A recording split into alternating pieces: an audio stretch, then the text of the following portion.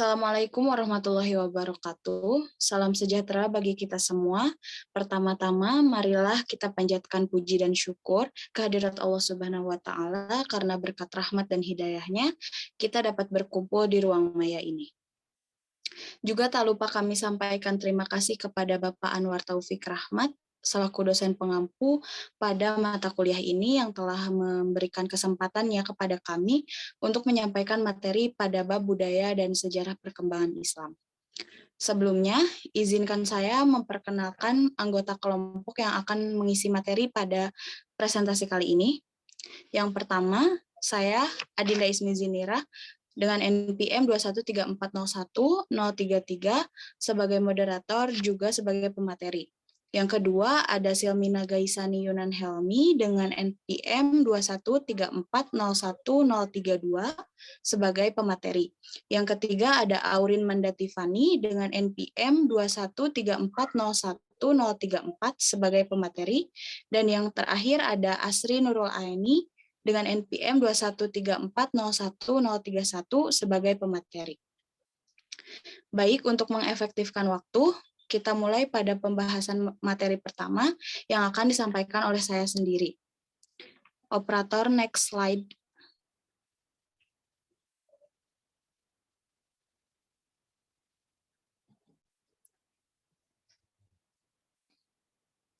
Baik, pada materi yang pertama dalam bab ini membahas tentang budaya dalam pandangan Islam. Budaya secara bahasa berasal dari bahasa Sanskerta yaitu budaya, yang merupakan bentuk jamak dari budi yang berarti budi atau akal, yaitu segala sesuatu yang berkaitan dengan budi dan akal manusia. Secara singkat dan sederhana, budaya atau kebudayaan adalah semua hasil karya, rasa, dan cipta manusia yang melekat dan hidup di masyarakat sebagai sebuah sistem yang dinamis dan berkaitan dengan masalah agama, politik, adat istiadat, bahasa, perkakas bangunan, karya seni, dan hal lainnya. Next slide. Pandangan Islam terhadap kebudayaan. Ajaran Islam memberikan aturan-aturan yang sesuai dengan kehendak Allah Subhanahu wa Ta'ala, sedangkan kebudayaan adalah realitas keberagaman umat Islam. Kebudayaan dapat digunakan untuk memahami agama yang terdapat pada tataran agama yang tampil dalam bentuk formal yang menggejala di masyarakat. Dalam korelasi agama dan budaya ini, maka menimbulkan mekanisme yang berlaku dalam Islam, diantaranya kebudayaan yang tidak bertentangan dengan ajaran Islam. Lalu akulturasi kebudayaan juga kebudayaan yang bertentangan dengan syariat Islam. Next slide. Sejarah dan kebudayaan Islam pada masa Nabi. Keadaan Mekah sebelum Nabi Muhammad lahir. Kondisi bangsa Arab sebelum kedatangan Islam, terutama di sekitar Mekah, masih diwarnai dengan penyembahan berhala sebagai Tuhan. Dikenal dengan istilah paganisme, mereka dikenal sebagai masyarakat yang memiliki perilaku buruk, seperti suka mabuk-mabukan, berjudi, berzina, dan lain-lain.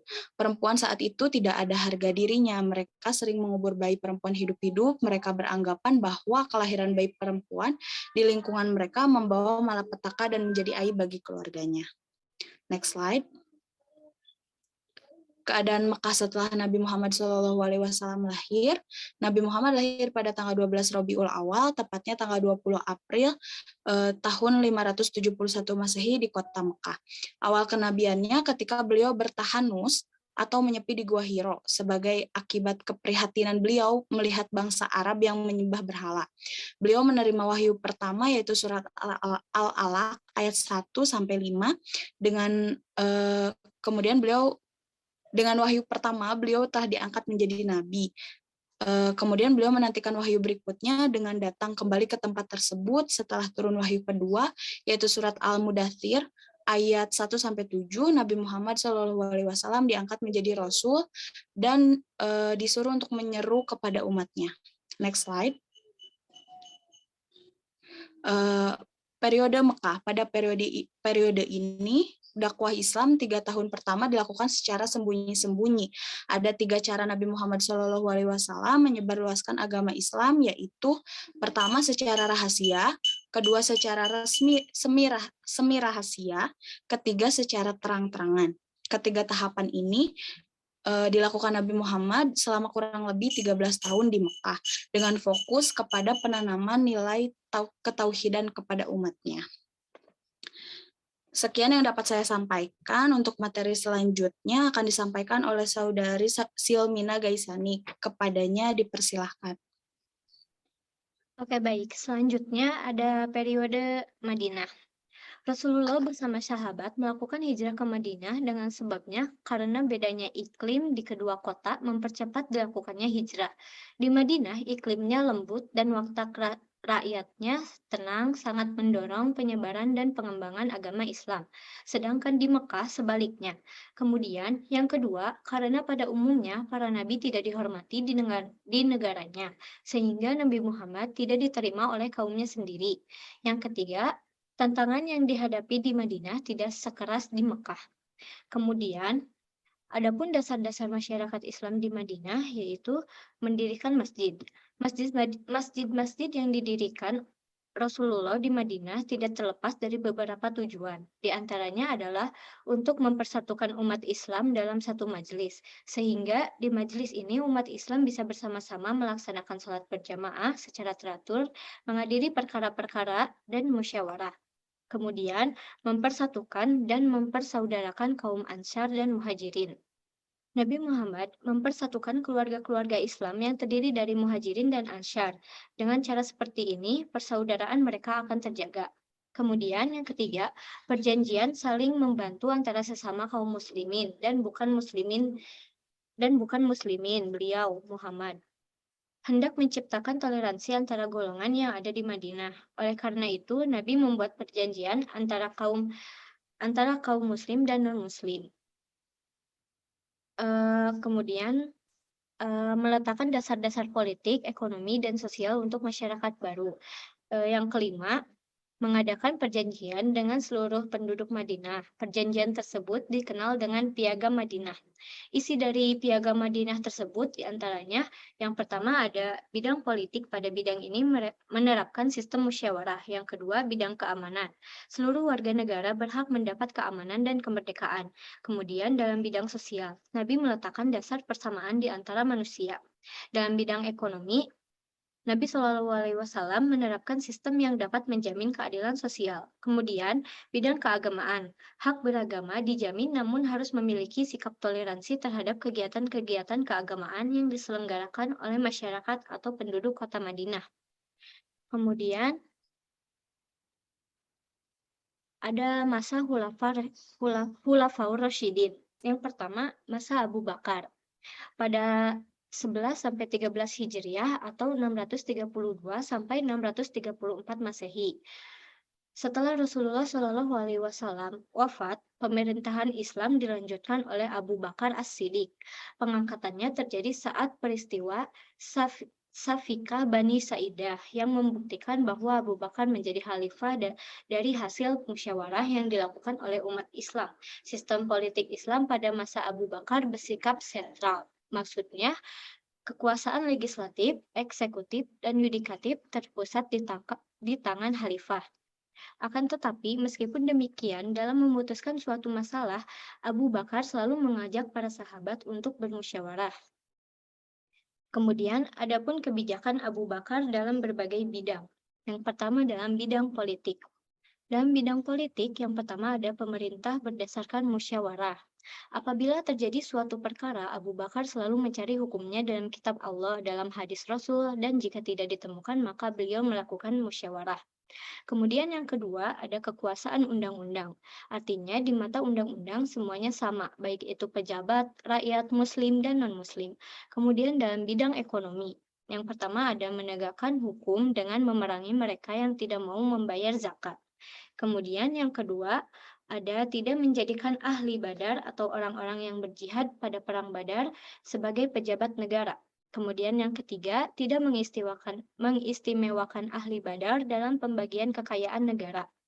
Yang keempat, mengelola barang tambang, rikaz, yang terdiri dari emas, perak, perunggu, besi, dan baja, sehingga menjadi sumber pendapatan negara. Kemudian yang kelima, menetapkan gaji pegawai berdasarkan karakteristik daerah kekuasaannya masing-masing. Kemudian, yang keenam, tidak merubah kebijakan Rasul dalam masa jizyah. Kemudian selanjutnya dalam bidang keagamaan. Dalam bidang keagamaan ada memerangi kaum ridat atau murtad. Kekhalifahan Abu Bakar yang begitu singkat sangat disibukkan dengan peperangan. Dalam pertempuran itu tidak hanya melawan musuh-musuh Islam dari luar, tetapi dari dalam juga setelah Rasulullah Shallallahu Alaihi Wasallam wafat. Kemudian yang kedua ada pengumpulan ayat Al-Quran. Hal ini dilakukan Abu Bakar karena adanya beberapa alasan, di antaranya para penghafal wahyu banyak yang gugur syahid di medan pertempuran, kemudian adanya sarana penulisan wahyu berupa daun-daun, kayu-kayu, tulang-tulang adalah benda-benda yang mudah rusak. Jika kedua hal tersebut habis dan lenyap, akan membahayakan kemurnian wahyu. Kemudian ada masa Umar bin Khattab pada 13-23 Hijriah atau 634-644 Masehi. Menjelang wafat, Abu Bakar menunjuk Umar bin Khattab sebagai penggantinya. Pemerintahannya berlangsung selama 10 tahun 6 bulan, dan kepemimpinannya termasuk kepemimpinan yang gemilang di antara khalifah yang termasuk pada khalifah Khulafaur Rasyidin. Yang terrealisasikan pada masanya di antaranya ada di dalam bidang politik. Pada masa Umar bin Khattab membentuk lembaga yang disebut ah, Ahlul Hal wal Aqdi. Ahlul Hal wal Aqdi adalah lembaga penengah dan pemberi fatwa. Sedangkan secara terminologi adalah wakil-wakil rakyat yang duduk sebagai anggota Majelis Syura yang terdiri dari alim ulama dan kaum cerdik pandai atau cendekiawan yang menjadi pemimpin-pemimpin rakyat, di mana di dalamnya terdapat yang pertama ada Majelis Syura, Dewan Penasihat yang terdiri dari 3 bentuk. Pertama, Dewan Penasihat Tinggi yang terdiri dari para pemuka sahabat yang terkenal, seperti Ali, Utsman, dan lain-lain. Yang kedua, Dewan Penasihat Umum, terdiri dari banyaknya sahabat, Ansar, dan Muhajirin. Kemudian yang ketiga, Dewan Antara Penasihat Tinggi dan Umum. Yang kedua ada Al-Hatib atau Sekretaris Negara. Di antaranya adalah Abdullah bin Arkam. Kemudian yang ketiga ada Nizamul Mali, Departemen Keuangan, yang mengatur masalah keuangan dengan pemasukan dari pajak bumi, ganimah, jizyah, fai, dan lain-lain. Kemudian yang keempat ada Nizamul Idari, Departemen Administrasi, yang bertujuan untuk memudahkan pelayanan kepada masyarakat. Kemudian yang kelima ada Departemen Keamanan, dan yang keenam Departemen Pendidikan, dan lain-lain. Kemudian dalam bidang militer. Dalam bidang militer diantaranya wilayah yang dapat dikuasai pada masa Umar sebagai berikut. Yang pertama, perluasan Islam ke Syria. Yang kedua, jatuhnya kota Damaskus. Dan yang ketiga, jatuhnya Baitul Maqdis. Yang keempat, melanjutkan pengembangan Islam di Persia. Yang kelima, melanjutkan pengembangan Islam di Mesir. Kemudian, pada masa Umar bin Affan. Pada masa Umar bin Affan dari 23 sampai 35 Hijriah atau 644 sampai 656 Masehi. Setelah Umar bin Khattab wafat, suara mayoritas mendukung Umar bin Affan. Pada masa pemerintahannya terjadi banyak konflik.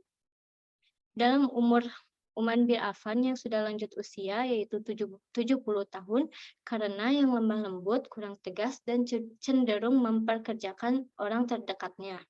Harta kekayaan negara dibagi oleh kerabatnya, tidak terkontrol olehnya. Meskipun demikian, adapun program pemerintah yang dilaksanakannya yaitu membangun bendungan untuk menjaga arus banjir, kemudian membangun jalan dan jembatan, membangun masjid, memperluas dan merenovasi masjid Nabi di Madinah, kemudian yang terakhir ada penulisan Al-Quran.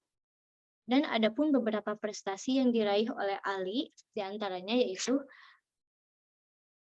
memajukan dalam ilmu bahasa, membenahi keuangan negara, kemudian mengganti pejabat yang kurang konsisten, bidang pembangunan, khususnya pembangunan kota Kufah. Dikembalikan kepada moderator. Baik, terima kasih kepada Saudari Silmina. Selanjutnya, untuk materi selanjutnya akan disampaikan oleh Saudari Aurin. Kepadanya dipersilahkan.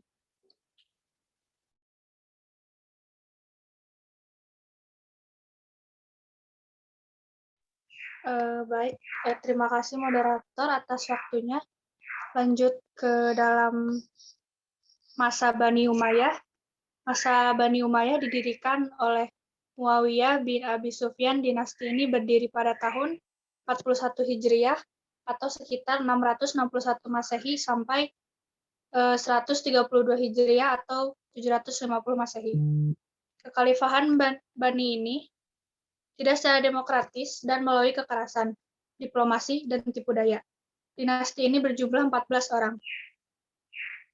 Perluasan wilayah Islam yang sukses hingga Afrika Utara, Khurasan, dan Bukhara. Pada masa Umayyah juga terjadi perkembangan yang sangat pesat dalam ilmu agama, ilmu umum, kebudayaan, dan peradaban. Hal ini dilakukan agar para ilmuwan, para seniman, dan para ulama mau melakukan pengembangan bidang ilmu yang dikuasai serta mampu melakukan kaderisasi ilmu. Pada waktu ada salah satu kota kecil yaitu kota Marbad. Kota ini dijadikan sebagai pusat kegiatan ilmu pengetahuan dan kebudayaan yang berada di Damaskus. Yang selanjutnya pada masa Bani Abbasiyah, kekuasaan dinasti Abbasiyah berlangsung dalam rentan waktu yang panjang dari tahun 132 sampai 656 Hijriah dan dipegang oleh lebih dari 37 khalifah. Puncak kejayaan dinasti ini terjadi pada masa Khalifah Harun al-Rashid pada tahun 786 sampai 809 Masehi dan anaknya Al-Makmum dari tahun 813 sampai 833 Masehi. Kemajuan yang berhasil dicapai oleh dinasti ini salah satunya yaitu satu dalam bidang agama ada ilmu fikih, ilmu tafsir, ilmu kalam, dan ilmu bahasa. Yang kedua dalam bidang umum ada filsafat, yaitu para filosof Islam pada masa ini di antara lain ada Abu Ishaq al-Kindi dengan karya lebih dari 231 judul.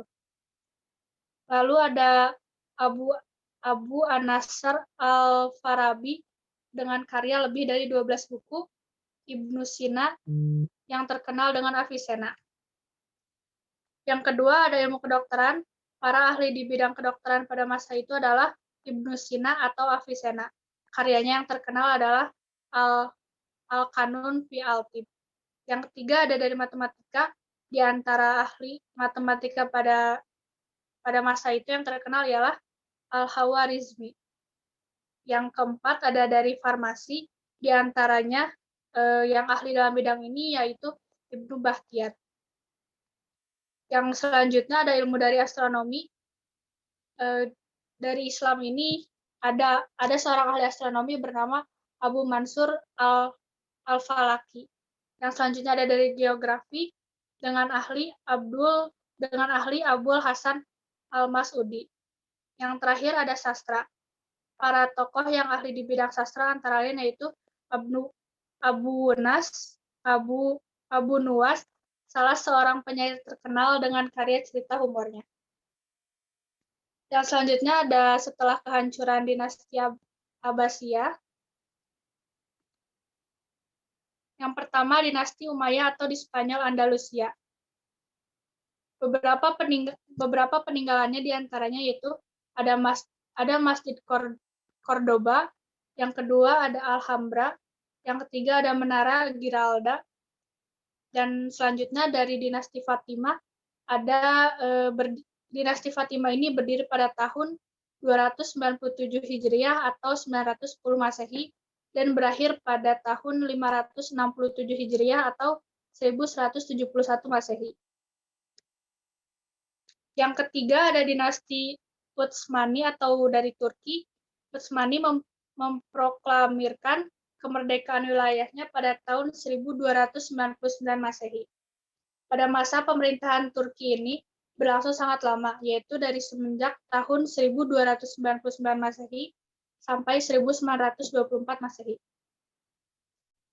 Selanjutnya saya kembalikan kepada moderator. Baik, terima kasih kepada Saudari Aurin yang telah menyampaikan materinya. Untuk materi selanjutnya, akan disampaikan oleh Saudari Asri. Kepadanya dipersilahkan. Terima kasih moderator atas waktunya. Selanjutnya, ada beberapa pencapaian di masa dinasti Turki Utsmani ini, diantaranya terdapat yang pertama bidang politik dan pemerintahan. Yang pertama perluasan wilayah, dan yang kedua yaitu merubah kepemimpinan dari sistem monarki menjadi konstitusional. Dan yang kedua terdapat bidang kemiliteran, yang salah satunya mengembangkan teknologi kemiliteran. Dan yang ketiga ada bidang ekonomi, yaitu Laut Hitam sebagai jalur perdagangan laut yang strategis. Lalu terdapat dinasti Safawi di Persia. Kerajaan Safawi didirikan pada waktu hampir sama dengan kerajaan Utsmani. Kerajaan Safawi menyatakan Syifa sebagai mazhab negara. Beberapa kemajuan yang dicapai diantaranya yang pertama, membangun angkatan senjata yang kuat dan besar. Yang kedua, menjalin hubungan perdagangan dengan Rusia di sekitar Laut Kaspia. Dan yang ketiga, filsafat dan ilmu pengetahuan bangkit kembali dunia Islam, khususnya orang-orang Persia. Lalu ada dinasti Mughal India. Kerajaan Mughal berkuasa di India dari abad ke-16 sampai ke abad 19, didirikan oleh Zaharuddin Babur yang merupakan keturunan Timur Leng, penguasa Islam asal Mongol. Beberapa kemajuannya diantaranya yang pertama ada dalam bidang politik dan pemerintahan, diantaranya membentuk pemerintahan militeristik. Dan yang kedua ada dalam bidang ekonomi dan perdagangan, yaitu mengelola ekonomi pertanian dan mengatur tentang organisasi pertanian. Yang ketiga, dalam bidang pendidikan dan iptek, yaitu membangun bangunan khusus pengkajian ilmu. Dan yang terakhir, seni budaya dan arsitektur, ditandai dengan berbagai karya fisik seperti karya arsitektur monumental Taj Mahal. Dan ini juga merupakan salah satu keajaiban dunia dan lambang peradaban kebudayaan Islam pada masa lampau di India. Lalu selanjutnya Islam di Indonesia. Negara Indonesia sebagai negara kepulauan dan sebagai produsen rempah-rempah tersekat jauh antar pulau dengan timur tengah, India dan Cina oleh lautan dan samudera yang amat luas. Nusantara Indonesia sebagai nusa kepulauan yang terbuka dan terletak di antara benua dan samudera. Maka dari itu, segenap kemajuan agama akan masuk dan mengubah kehidupan Indonesia. Agama Hindu dan Buddha yang berasal dari India lalu masuk ke Nusantara dan melahirkan perubahan tatanan budaya dan kekuasaan atau kerajaan Hindu dan Buddha. Misalnya, kerajaan Hindu Pajajaran, Sari, Kediri, dan Majapahit. Selanjutnya, sejarah awal masuknya Islam di Nusantara. Pada masa kedatangan agama Islam, penyebaran agama Islam dilakukan oleh para pedagang Arab, India, dan Cina pada abad ke-7. Pada masa ini, belum semua penduduk yang tersedia menganut karena masih berada dalam kekuasaan Hindu-Buddha. Beberapa teori yang diungkapkan oleh para ahli kapan waktu masuknya Islam ke Indonesia, diantaranya yang pertama, masuknya Islam sejak abad ke-7 Masehi. Perdagangan Muslim yang berasal dari Arab, Cina, dan India, mereka juga datang ke Indonesia untuk berdagang sejak abad ke-7 Masehi. Malaka menjadi mata rantai pelayaran yang penting. Malaka merupakan pusat utama lalu lintas perdagangan dan pelayaran. Selanjutnya, masuknya Islam sejak abad ke-13 Masehi. Masuknya Islam ke Indonesia baru dimulai pada abad ke-13 Masehi. Pendapat ini didasarkan pada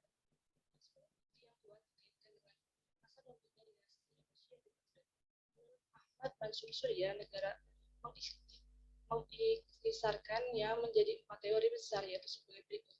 Yang pertama, teori Gujarat oleh Profesor Dr. Snow, dan yang kedua, teori Mekah oleh Profesor Dr. Buya Hamka. Yang ketiga, teori Persia oleh Profesor Dr. Hussein Janirat. Yang keempat, teori Cina oleh Profesor Dr. Selamat Mulyana. Lalu, metode penyebaran Islam di Indonesia. Di Indonesia, proses persebaran Islam di kalangan penduduk pribumi bukan hanya melalui satu cara, namun terlihat adanya multi cara atau berbagai dari berbagai saluran.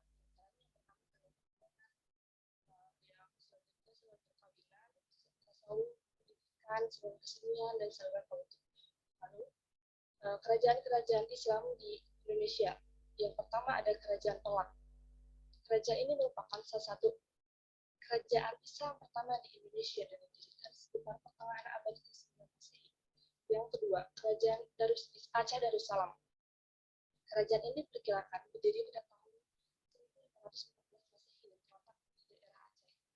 Yang ketiga, Kerajaan Demak. Kerajaan ini merupakan kerajaan pertama yang berdiri di Pulau Jawa.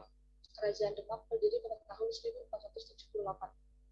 Lalu selanjutnya Kerajaan Mataram Islam yang berdiri pada tahun 1586 Masehi di Kota Gede bagian tenggara dari Yogyakarta. Lalu yang kelima, Kerajaan Cirebon. Kerajaan ini berdiri pada tahun 1522 Masehi, yang mana didirikan oleh Raden Fathahilah yang dikenal sebagai Sunan Gunung Jati. Lalu selanjutnya Kerajaan Banten. Kerajaan ini didirikan oleh Sultan Hasanuddin yang merupakan anak dari Sunan Gunung Jati. Dan yang terakhir ada Kerajaan Islam Banjar. Kerajaan ini berdiri pada tahun 1520 Masehi yang terletak di Kalimantan Selatan. Lalu yang selanjutnya Islam dalam budaya Sunda. Islam Madhab Sunda dapat dikatakan sebagai Islam yang berdasarkan cara pandangnya kepada ajaran-ajaran Islam yang masuk ke dalam tradisi masyarakat Sunda sehingga menghasilkan tradisi Islam. Lalu terdapat dua asumsi yang menyebabkan Islam mudah dibagian dari kehidupan orang Sunda.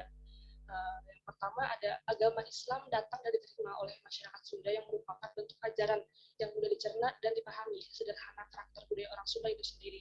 Yang kedua, kebudayaan yang membungkus ajaran Islam tersebut merupakan kebudayaan yang mudah bersinergis dan dengan budaya Sunda. Selanjutnya, model dan karakteristik Islam Madhab Sunda. Di antaranya terdapat ajaran yang pertama ada ajaran Islam melalui wayang golek yang seringkali menekankan ketaatan kepada ajaran agama dan negara secara bersamaan dan berkesinambungan, yang mencerminkan pemahaman atas perintah ketaatan kepada Allah, Rasul, dan ulil amri yang sebagaimana diamanatkan dalam Al-Quran Surat An-Nisa ayat 59. Yang kedua, dari lagu-lagu Sunda pun ada serat dengan ajaran dan hukum Islam, baik yang lembaga seperti lagu-lagu Cigewiran, Ciawian, dan Cianjuran. Lalu yang ketiga ada ajaran Islam sebagai agama pun telah melembaga dalam upacara adat, khususnya perkawinan. Pesta perkawinan ternyata mengadopsi istilah walimah dalam teks hadis yang menyerukan upacara atau pesta perkawinan olim walau biksin. Sementara kedudukan wanita sebagai ibu rumah tangga dan pria sebagai pencari nafkah digambarkan dalam kalimat pemajikan yang menurut sastrawan Sunda berasal dari bahasa Arab, yaitu pemajiukan, tempat kembali setelah mencari nafkah. Lalu selanjutnya ada ajaran hukum pewarisan Islam yang disosialisasikan dalam kalimat sagege saundan atau sakelek satanggungan, yang memiliki konotasi bahwa laki-laki itu memiliki bagian dua ataupun perempuan adalah satu, dan bagian wanita sesuai kapasitas dan adikodatrinya yang setengah kemampuan memikul barang yang dapat dilakukan oleh seorang laki-laki. Lalu ada akikah. Tradisi ekahan merupakan tradisi akikah yang diselenggarakan oleh masyarakat Sunda, yang pada hakikatnya tradisi ini adalah tradisi umat Islam namun berbalut dengan kearifan lokal. Lalu ada khitanan. Dalam agama Islam, khitanan bagi laki-laki adalah wajib karena memiliki makna kesucian diri dan kepatuhan kepada ajaran agama. Lalu ada kematian. Jika salah satu anggota keluarga ada yang meninggal, maka para tetangganya biasanya mendatangi keluarga tersebut dengan membawa beras dan makanan. Sebagian lalu biasanya membawa uang sebagai bentuk sumbangan atau uang sholawat.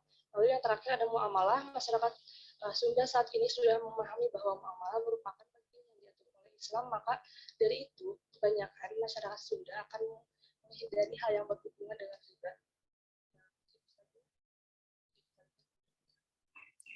Baik, terima kasih kepada seluruh pemateri yang telah menyampaikan materinya dengan baik.